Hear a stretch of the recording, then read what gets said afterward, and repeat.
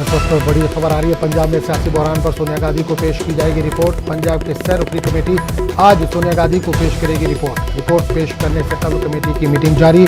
10 जनपद पर सोनिया गांधी को बंद लिफाफे में पेश की जाएगी ये रिपोर्ट। तो बड़ी खबर इस वक्त आ रही है पंजाब में सियासी बहरान को लेकर। पंजाब में सियासी बहरान पर सोनिया गांधी को पेश की जाएगी रिपोर्ट। पंजाब की सह रुकनी कमेटी आज पेश करेगी सोनिया गांधी को अपनी रिपोर्ट पेश करने से कल कमेटी की मीटिंग जारी है।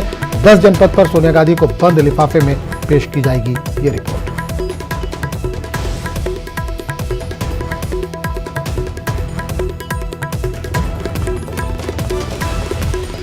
तो बड़ी खबर आ रही है पंजाब के ताल्लुक से। पंजाब में सियासी बहरान पर सोनिया गांधी को पेश की जाएगी रिपोर्ट। पंजाब की सह रुकनी कमेटी आज सोनिया गांधी को पेश करेगी ये रिपोर्ट पेश करने से कब कमेटी की मीटिंग जारी। 10 जनपद पर सोनिया गांधी को बंद लिफाफे में पेश की जाएगी रिपोर्ट।